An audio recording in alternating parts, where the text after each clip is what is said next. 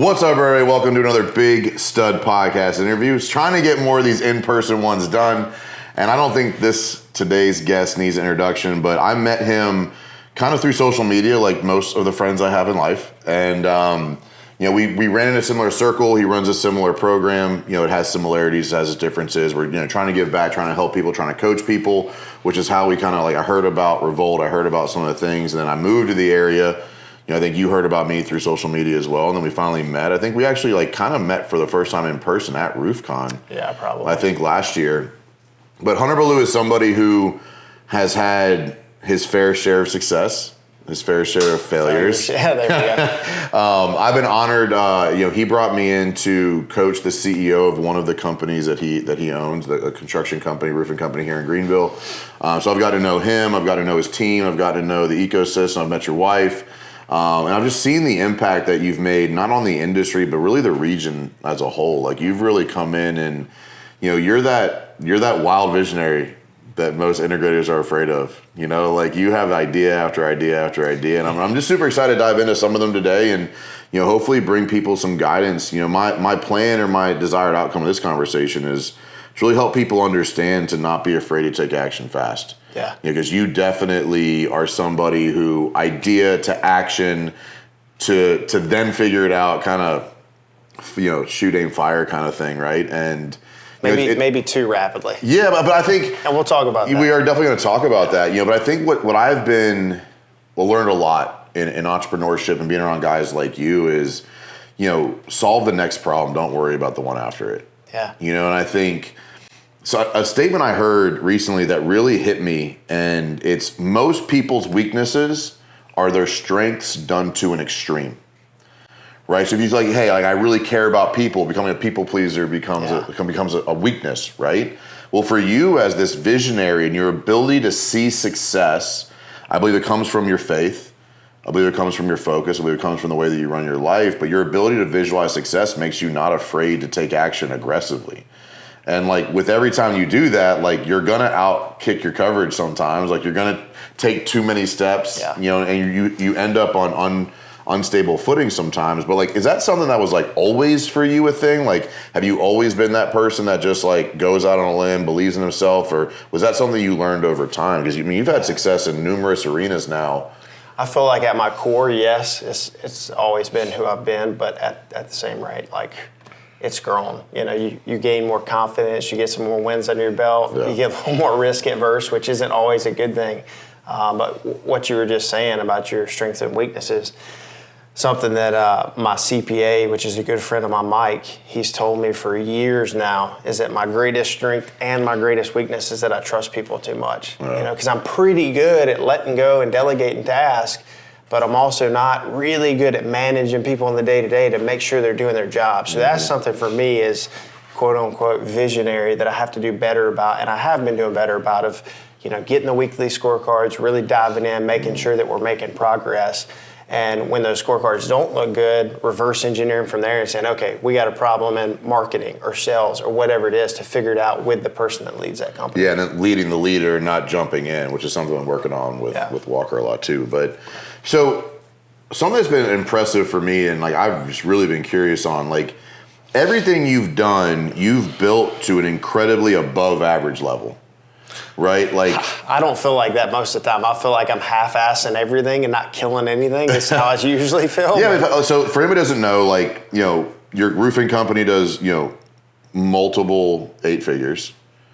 You built RoofCon from nothing to thousands of people in attendance, hundreds of vendors, dozens of speakers. It's one of the best conferences. People know it as a valuable conference compared to others that become pitch fests or just vendor fairs or whatever. Right. But and obviously even last year I remember sitting there looking at you some quote unquote mistakes were made that people were pissed off about. But I wouldn't view it as a mistake. But you're learning through that. But you did that in a couple years. Right, you've exited a company, and we're not going to get into that whole story, but but you've done most things that I would say put you into at least a class above most.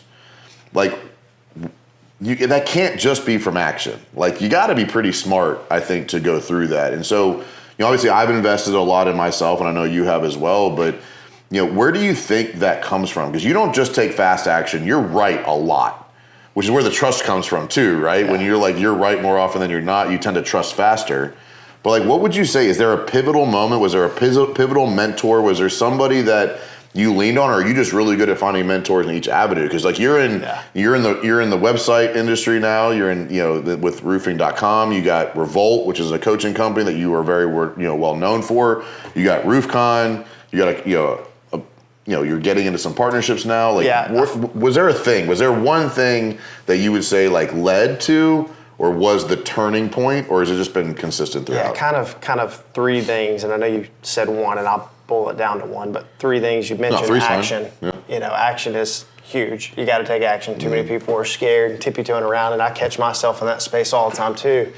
And honestly, to the point where now I'm trying to slow down a little bit more, because I do realize that now it ain't just about Hunter.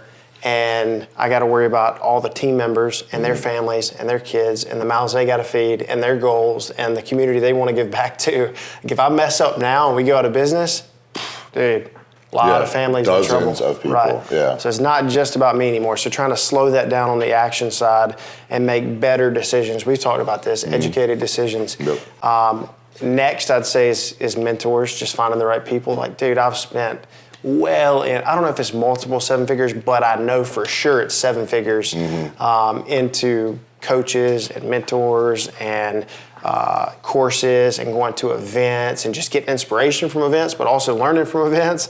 I remember going to the first 10X growth conference. That's the only one I ever went to, but I went to it. I remember sitting in the back vividly. I remember sitting there watching one of the speakers. I don't remember which speaker it was. I think Grant was up there introducing somebody. And I stood up and I walked out, and I came back later, but I walked out and I just thought to myself, like, damn, if he can do this, why can't I do this? Like, I'm going to have a conference one day. And not to say that RoofCon competes with the size of 10X, but we get some great speakers there. We have some great vendors, and we get thousands of people in the door, which is pretty cool to do. And, last year was our 4th year and had 3,400 people. So that's been a blessing.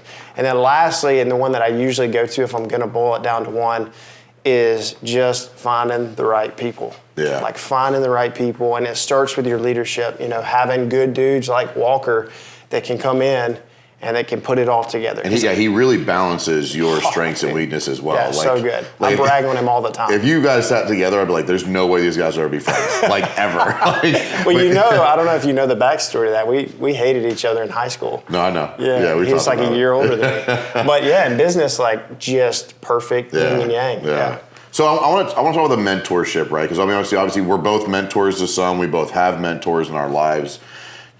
When you went through your strategy of figuring out who to hire, when to hire, is it a group, is it an individual? Did you go into it like, I'm running events, let me go find the John Maxwell's who's the best at running events? Or did you look at it as, I'm looking for like a person who's somewhere I want to be and let me go learn from that person? Like, what was your strategy around that? Yeah, I feel like I've done both of those. At this stage, I'm very much more on the side of, I'm going to go find the one guy that is where I want to be, and I'm going to pay him whatever it takes for him to mentor me. And just get get in the vicinity of him. I've been in the rat race of masterminds, and not to say that it's a bad thing. Obviously, I run a mastermind. You've got a coaching business. It's great and it's needed, but I do think at this point for me, I need someone that I can text right now and get the answer right now. Yeah. I'm not looking to go to a group of people that are kind of down here and are going to give me some feedback that might work, might not. I want to go straight to the source of someone that can help me out. Well, you have to start making $100 million decisions now. Yeah. Right. Like, and that's how you get there. Right. Is like you have. Okay. What would $100 millionaire? Someone who's built $100 million company. What would they do in this situation now at $25 million? Right. Because you can't get there if you don't start making decisions as if you're there and you've never been there.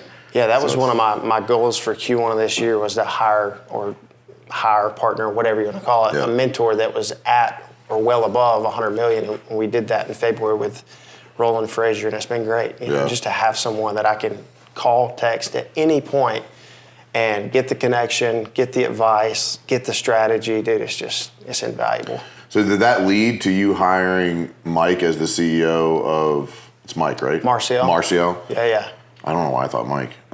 Marcial, you hired him as CEO of the Revolt. Was that part of that? Yeah, so Michael has been kind of in the mix since my very first event that I threw in August of 2019. Because he hosted at RoofCon last year, right? He does, yeah, he's the MC. He's been the MC since year one. Got it. So he came out and spoke at the first event I ever did here in Greenville, South Carolina. It was like a men's group we did with like 40 or 50 guys. Then he was at the first RoofCon, the next RoofCon, came to retreats, all the things. And so, yeah, I just reached out to him early this year and was like, hey, is this something you'd be interested in? Because he had led a mastermind himself for a while. And I was just trying to get that final piece because I had Marcus for roofing.com. I had Diego for RoofCon and Walker for Cornerstone. And then Brad, my partner in RepCard, runs that full time. So kind of an operator for each. Yep. And I needed that person for Revolt so I could kind of focus on all of them. So this is the part that I'm most interested to dive into. Right. And so what would you say the biggest lesson you've learned so far, and it can be multiple, around placing operators in charge of organizations that you kind of created? Because most of them were new, right? Like roofing.com is still new. RoofCon is still new-ish, right? Obviously Cornerstone's been maybe your longest enterprise that you still operate. But they're all still so new. And so even knowing what it's going to take isn't as clear. But you have to put somebody that's going to be the day-to-day who's going to lead it, right? And so is it just you're just really good at judging people? No. or so how did you make the decisions on when the right time or who the right person was? Because I feel like that's an absolute skill set of yours. You can say all day you're not good at reading people, you trust too fast, but you have multiple seven-figure organizations being led by somebody else on a day-to-day basis. Most people can't figure that out in one. Yeah. And so, what is it? Or, what is the lessons you've learned that have really helped you nail that down? Yeah, I think naturally I'm just always recruiting. I'm just trying to understand people, what their goals are, if their goals could be accomplished by being a part of our organization. Because there's that old saying of, every one of your team members, their goals have to fit inside your organization or your vision. And that's very true. So I'm just always reading people, trying to figure out if they could be a good fit. I do think that I'm not a huge fan of EOS. In fact, we've started using Empire Operating System, which is a buddy of mine, Eddie Wilson, out of Atlanta, that founded that. I think Chris Sweet's using them. Yeah, he does. He does. A couple of Greenville guys too. Yeah. But I do think there's some good pieces to EOS for sure. Yeah, I think everybody uses it their own way to an extent. I just think that if you use it too exact, it can be a culture killer, Well, it becomes a crutch that kind of squashes creativity to an extent. Yeah. And to who you have on the team. And dude, I'm just not going to do a 90-minute meeting if I don't need a 90-minute meeting. That's a big thing for me. But the visionary and the integrator aspect is big. And I've not batted 1,000. Nobody bats 1,000. I remember being with John Maxwell. It was 2021, end of 2021.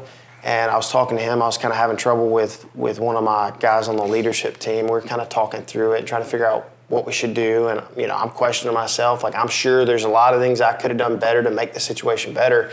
And he looked straight at me and he said, man, everyone sees that guy. And he pointed to Mark Cole, which is his CEO, been with him for 20-something years. And I think he's only been CEO for 10 years. Everybody knows Mark. He's the guy. He leads the Maxwell Leadership Foundation now. And he's everybody looks at that guy and they think I'm a genius because I picked this guy, I found this guy. Out of everybody in the country, they don't see the 24 guys before him that it took to find him. Yeah. And it really hit me, man, because I was questioning myself. And that's not to say I still couldn't have done things differently. I know I messed up and I still mess up with the guys that I have now. But he's the leadership king who struggled and still went through 24 and guys. finding and putting leaders in place, right? Yep. So it's not like he came into as a novice, so that's a fair point. I've gone through that. I've gotten better at, hiring slower and firing faster.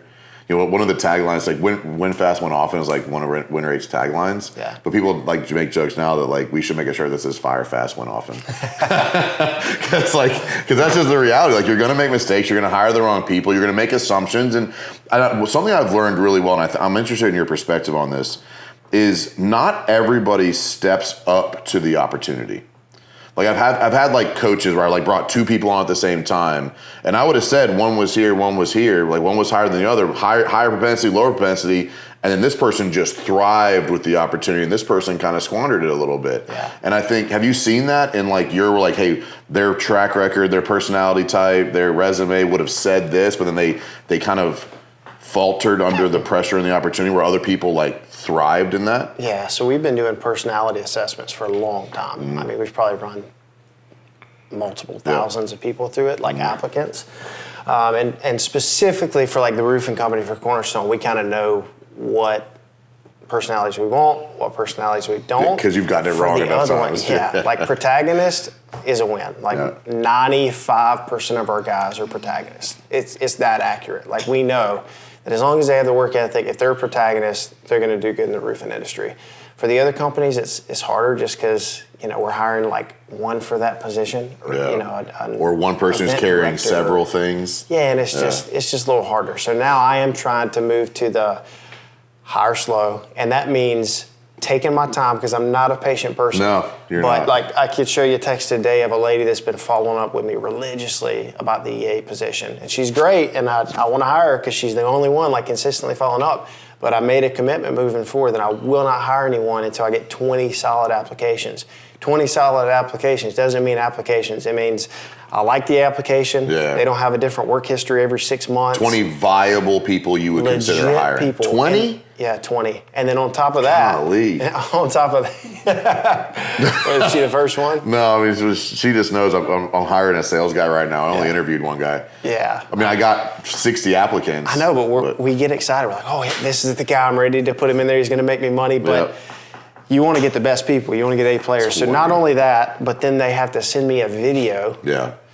And I also am moving into something where I'm trying to have them do a test project. So I just did this with a controller. I'm huge on homework. I've never done it before. A test day, homework, recently. something. Yeah, I'm a huge proponent of that. I think people should definitely be doing that. I think there's some roles where maybe it's a little harder. I think you can find a way, though. Like let's say it's a laborer, like come work a day. I'll pay you hourly for the whole day. Right. Like, how do you blend in? Like you said, you know how to do this. Yeah. Do you can tell whether or not somebody knows? With like reports generation, or I do it a lot with like the content creation side. Like that's obviously an easy one. Yeah. Like edit this or write this is easier, but I just saved myself a huge headache. Like last week, let a guy go that just was not a cultural fit. Super nice guy. Yeah. Knew the job really well, but just not a cultural fit. And we were doing the test project, so it was pretty easy to let him go. Totally. Yeah. So something that a mindset shift that I've made recently by having conversations more in that mergers and acquisitions conversations that I've been having more of lately around the, building a business to collect the dollars on a daily compared to building a business to get the bigger payout later, right?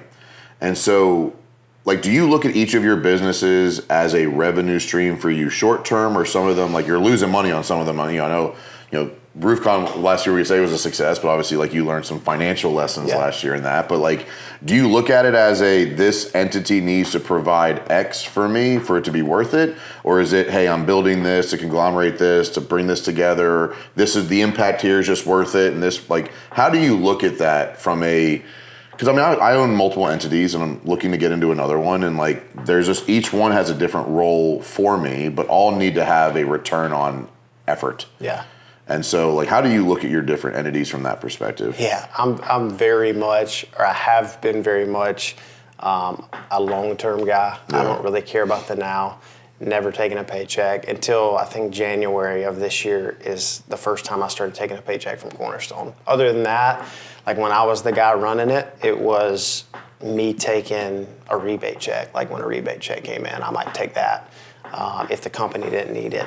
With RepCard, never taken a penny from it. RoofCon, with Revolt, I think I just started getting paid in like January on that too. Mm-hmm. Roofing.com, no, because I just look at them as a long-term investment, and I don't, of course I want the money and I need the money, but I don't need the money to survive. So I'm just continuing to roll it back in. But something I have learned and why I'm starting to change that mindset is working with Roland and him saying, like, man, when you go to sell, like, they want to see that you're paying yourself, because they're going to have to pay another operator. But the position we're in, a little different because we have those operators in place. Yeah. But with any companies that I'm a part of moving forward. And my goal, when I move away from these companies that I have, the only one I see being a part of like the rest of my life is Revolt. To me, I always tell people just a comparison, like what Virgin is to Richard, Revolt is to me. Like that's my baby. That's the thing I want to do till I'm 98 years old, changing lives, impacting people, throwing events, bringing people together, connecting people. That's what I want to do. The rest of it, it's got a price tag. At some point, we're going to sell it. We're going to move away from the roofing industry. And then I want to move into owning a minority in different businesses, which is something we've talked about kind of off camera for many reasons. Like number one, come in as a board seat, not top dog, 20% max. Maybe 10%, depending on how big it is. Could be 5%. But be a minority, not have to worry about the liability, not have all the stress, and just get to do what you're good at. Like Roland is the master at that, right? And I know I keep saying his name. You hired him for a reason. Learning a ton from him. Absolutely. He just gets to operate in his genius every day. Like he's a part of, I think he said like 118 companies or something. He has a little tiny piece of 118 companies, and he's making a killing just getting to do what he loves, connecting people, giving his Rolex away, giving strategy. It's great. So that's where I want to be eventually. So right now, as you're bringing in these operators, like I'm sure there's someone who's gonna have this question, like, are you giving up equity now to each of them? Yeah, it just depends on the situation. Or they're working towards the equity at some point? Yeah, it depends on the situation. But yes, like some of them we have it written out. When they hit X in profitability per year, when we hit X valuation, they get some, Got it. No, I mean, it makes sense if that's what you're looking to aspire upwards, like giving the people beneath you the opportunity to benefit from as well, right? Like teaching them and letting them see that. Even like with Cornerstone, when we sold it in 2021, like we gave a good chunk of those shares to people. Now we had to wait a year and all the stuff happened, but when we renegotiated and got the company back, kept all the cash, and we kept about a quarter of the shares, and that was just a hard line. Like, we're not going to negotiate. We can continue this battle, but we're getting the shares to be able to give to our people because we gave those people our word that they were going to get them, which was cool. We felt good about it. Like, those people helped us build the company, so we wanted to be able to reward them. Do you do profit share as opposed to equity with certain individuals, or is it kind of all? Yeah, one of the guys I do profit share. Yeah, I do as well. And I actually, because at some point, Lindsay on my team, who's been around for 4 years, like she's like the queen of what built WinRate. She's my integrator. She's the behind the scenes person that helped me from like almost day one. At some point, it's just like I can only give you so much in a salary, right? But like I turned her into like a percentage of net profit share as a way, like as we win, you win. Dude, I think that is a way better way to do it anyway. Way better. Equity sounds great. It does. But it only matters at exit. It only matters at exit, and it makes things super complicated during a breakup, which is probably the majority of the time going to happen. Like you're not going to make it 10 years to the exit. So you can still get the benefit. You can even set it up so you have like a future profits agreement where you're getting, let's just call it 10% of all the profit that Cornerstone does.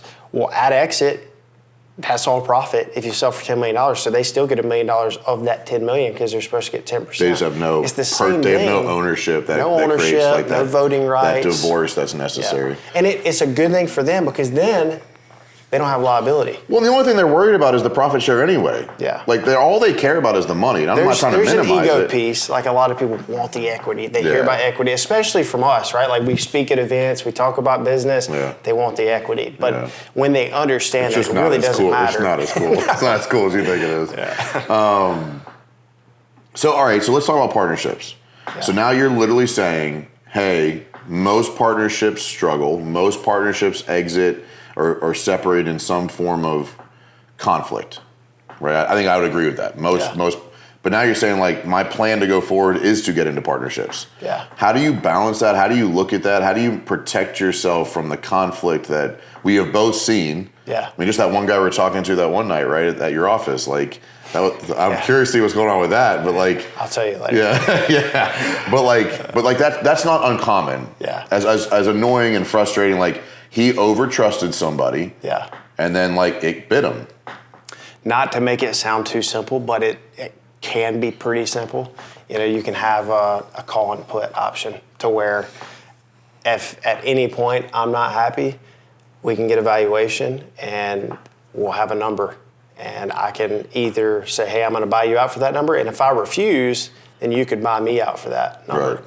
But I mean, but what you're saying is just basically making sure you and the other people or other person are on the exact same page at the beginning of what, like the operating agreement Setting is just incredibly clear, incredibly outlined on what will happen if, when. Some people call it like a divorce clause, basically. Like, here is what's going to happen if we decide to break up, and it can be pretty clear. Are you clear on what role you want to play for that 5, 10, 20%? Like, because like, these are what I'm willing to do, this is what I'm not willing to do. Because I can see somebody with their baby getting a 20% and expecting more than 20% from you. Right? Like, I can see that happening for sure. Yeah. And I think it's not only just setting the expectations verbally, but having it outlined in the document as well. For me, it is no more than one quarterly meeting in person. And that's now. Like, in 5, 10 years, when I have 10, 20 of these partnerships, I'm not even going to be able to do that. You're coming to me, bro. Like, you want to meet in person, Greenville, South Carolina. Here's Come my on address. in. You can hang out. Text. I'm good with that. Text me whenever, and I'll kind of get back to you on my timeline, which might be 1 o'clock in the morning, but I'll get back to you. Phone calls, I'm not a phone call guy. Like, I think we've talked about this. Like, I don't want to do phone calls. Like, when you are calling me, you're calling and expecting me to stop what I'm doing and operate on your timeline. And if I can, I will, but I don't prefer to. No, I get it. And every situation is different, and every, what you're trying to get out of a situation or what the challenge of that situation is. Like, you're not saying you wouldn't get on a phone call. You're just saying, like, these are some boundaries I'm putting in place of what not to expect from me on a regular basis.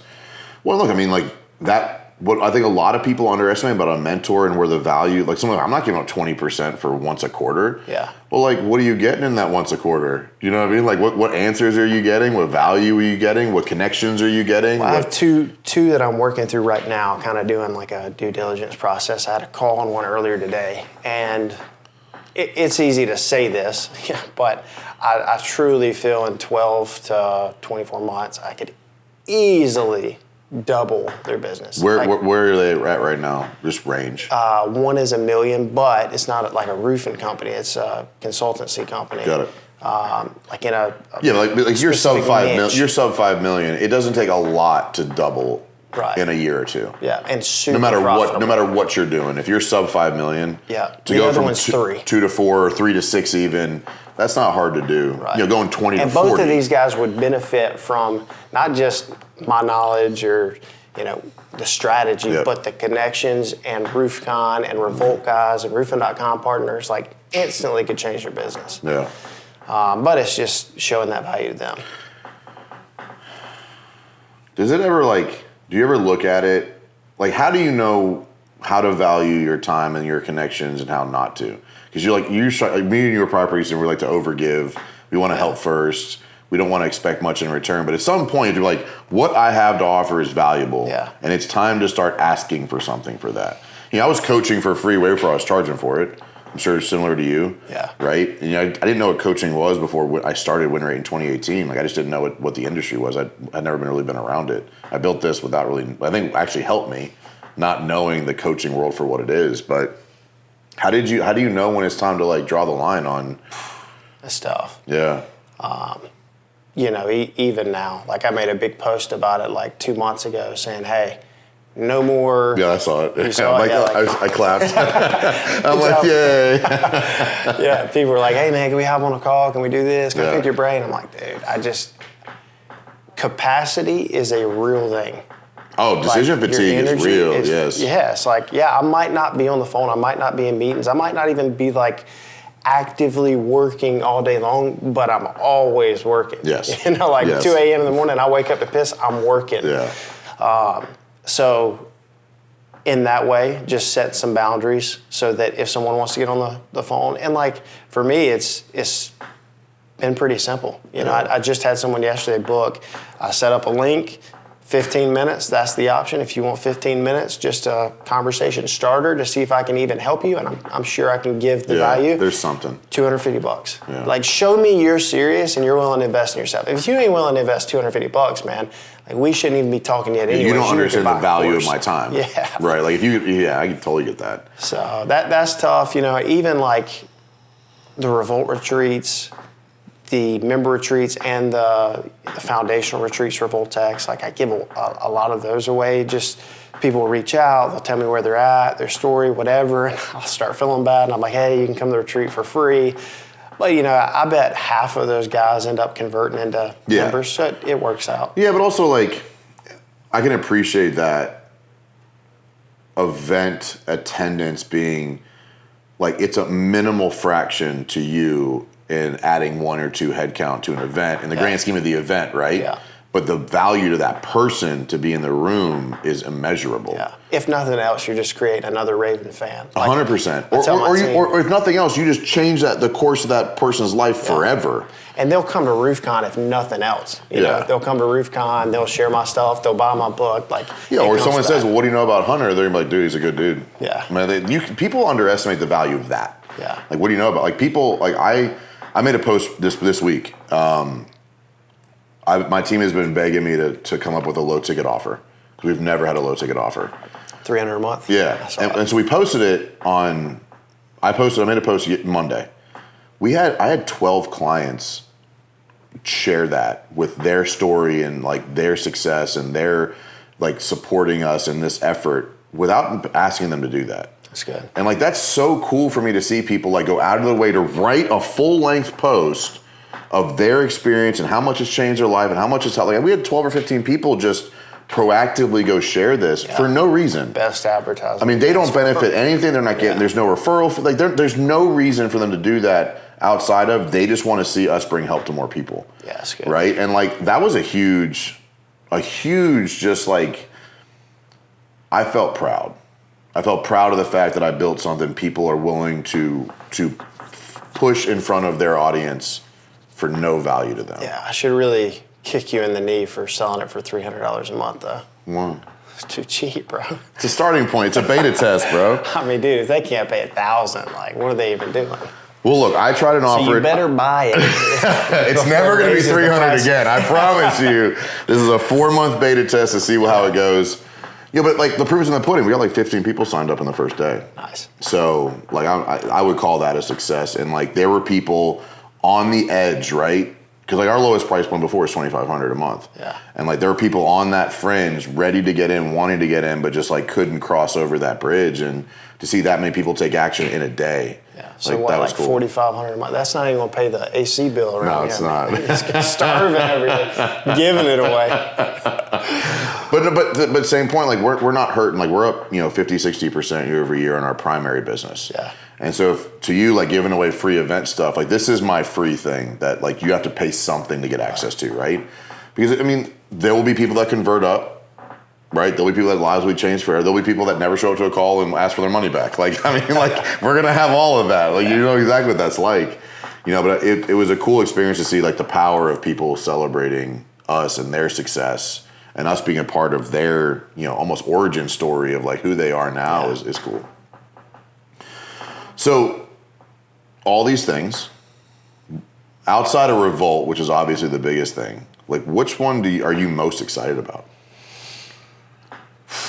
Man, that's tough. Super tough. Rep Card is super cool because of the scale. Okay. When I got involved. And that's like one of the digital cards that you can scan. Which has evolved into much more than a digital card. Yeah. So what is that? So like I don't know it well enough to articulate it. It started as a digital business card, evolved into, you could say like a mini funnel builder. Okay. And then now we have canvassing tools. So a rep, like a roofing sales rep, could get their digital card, build their own sales funnel. Yeah. So what you do, you'd have call to actions, as many as you want, 1, 8, doesn't matter. Yep. You can have as many videos as you want. Have the bio. You can link your socials there. The one cool thing about it, why sales reps love it, is they get their own reviews. So instead of sending a homeowner to GMB, Google My Business, and seeing 180 reviews about Cornerstone, they can show 36 reviews about Tyler, the sales rep. So they can build it out however they want, the actual funnel part of it. On the back end, once you send it to someone, it's like if I come to your door, knock on the door, and typically you'd say, all right, well, let me leave the business card at least. Yep. And they're going to say, okay, and they're going to throw it in the freaking trash and never look at it, right? Yep. Well, if you say, I actually don't have my business card with me, let me send you my digital one, their red flag doesn't really go up. They're just like, okay, I'll take your business card. Yep. You look down, you get their name, their number, their email, you send it to them. They're going to get it, and for real, like half the time, they're not even going to look at it for a day or two. Yep. They just got it on their phone, they're not going to look at it. 3 days goes by. I've literally been with a sales rep of a solar company. He got a notification 2 weeks after he gave the card out. He sent the card to this lady. She realized she missed the text. 2 weeks later, she opened it. He got the notification. He was in the truck with me. He's like, oh, this lady just opened my card. He texted her. He was like, hey, I just want to check in on that solar job, see if you made any decisions. And she's like, oh my God, that's insane. I just looked at your card. And he's like, oh, it must be meant to be, you know? Secret's out. So, I mean, it's just, that's utilizing automation, AI, and just everything to make it, the canvassing tool, though, man, we're just growing so fast. Like, we were at like 15, maybe 20,000 users a year and a half ago when I started with Brad and RepCard. Now we're at 82,000 users. So the canvassing tool for your reps, like anyone that door knocks, you can draw a map, the sales manager, the owner can. It'll populate on the phone for them as the rep. They'll know where they're supposed to knock that day. This is your neighborhood for today. It'll show you their credit score range. It'll show you if they're the homeowner or the renter, their name, all the information. That's crazy. And they can mark it, whatever status they want, not interested, come back later, and that'll tie to the CRM. So pretty excited about that, but also roofing.com and Cornerstone with the roll-up, so many things. So with roofing.com right now, like your big push is to get, market specific, like you are the roofing.com recognizable roofing company in that market. So it's exclusive to major metros. Okay. Now, if it's I think you said it was like 300 markets you were looking at that's approximately. Kind of 200 to 300 is where we want to be. Okay. Now, if it's like a Dallas and there's 8 million people or whatever, we will split it up. Because you can't cover all the people. And most guys don't want to go all the way across Dallas. So we kind of have that split up. Like Orlando, we have 2 markets. We have both those sold separately. But that's the goal, is to have 200 to 300. And what do they get for that? So they get the credibility, the branding. They get a co-brand with roofing.com. If anyone comes to roofing.com, it's actually homeowner facing. So a homeowner would put their information in. Roofing.com, find me my vendor and my location. They put their address or whatever. They put their address in, and then it gets sent to our partner in that area. Got it. But we also are proactively on the back end marketing roofing.com and getting them leads. So when someone signs up, like a portion of what they're paying on a monthly basis goes towards the marketing spend for their specific territory. So there's kind of a couple pieces to it where we feel like they can make their money back. It's $2,500 a month to be a partner, $30,000 a year. So one is a GPO. We have a GPO. If they're a company that does like at least $3 million a year in sales, $1 million in purchasing, they should save $30,000 to $50,000 a year. GPO is a group purchasing organization. It's basically buying in bulk from suppliers. So, for anybody who doesn't know what that means, basically you become part of this pool that Hunter, and other vendors have, that you become part of like a single purchaser that all these companies buy through, which allows you to get bulk pricing. We have that. We have obviously events. That's a huge value for a company who's doing like $2 million, $1 to $2 million. They can save so much money. So much money. Yeah, and it's not even just material. Like we have partnerships with like 30 other companies in the roofing space, like Roofer and Roofle and guys like that. So they can save all over the place. Well, that's one of the biggest things I think smaller roofing companies don't know till is like you're getting beat by bigger companies because they can buy the material cheaper. Yeah. Like that's how you get beat half the times. This completely eliminates that as a competitive. Some big dogs that are getting material ridiculously cheap and getting a huge rebate on the back. I mean, we do pretty good, but I've heard of some guys doing better. Yeah. And then the last thing, there's like 3 pieces to it where we feel like those deliverables alone will make their investment back. We just rolled out, like we haven't even posted it publicly yet, but 100 lead guarantee, because everyone was like, oh, we want leads to be able to justify it. And we just kept telling people, like, we're not a lead generation company. That's not the point of this partnership program. And we're still not a lead generation company, but it's we are part of the value stack, but it's not the. So what happens? So someone signs up 100, like they're basically 8 to 10 a month. Got it. Yeah, is what we're going to try. There may be some months where we can only get you 5, and the next month we get you 15. But over the course of that year partnership, 100. So basically, if you can close at 6%, you're going to make your money back. Yeah. No, I mean, look, you are really good at analyzing situations to make it win-win-win. Like you're really like that. I think that's one of the things. Like as much as I've seen you operate. And, there's a certain selfishness to everything you do, right? There's a reason, you know, and like some of it's money, some of it's impact, some of it's life-changing. But like there's a reason you work so hard. but your ability to like really, build a deal that makes sense. And even in like the sponsorships you have for RoofCon, like last year I was like, this is an incredible opportunity for us to come in and make a splash pretty quickly and, get it in part of the panel, which led to me being one of the keynote speakers this year. And, I think like you're just really good at building value stacks that make sense. Yeah, I just care a lot about my reputation, man. Like it's almost unhealthy because I want to give too much. Like I'm worried about people saying, oh, well, the event wasn't good enough. And dude, there's so much pressure with throwing events. Like every year I'm like, God, how are we going to level that up? Like we just finished our couples retreat with freaking 150 people there. Yeah. It's like, okay, this year we definitely did better than the year before, but how are we going to top it next year? Yeah, I'm bummed we weren't able to make it. Dude, we weren't able to travel with her. So good. No, it looked like an awesome event. But like, I guess we can maybe call this a final question or towards the end here is, so all these things, long-term plan, big picture, impact, build it. At what point do you say it's time for me to level my lifestyle up? It's time for me to benefit. I know you have some already a little bit, but like you've spent so much money on foundational stuff, even like roofing.com, right? I mean, an incredible amount of money you spent to get that even acquired. Yeah.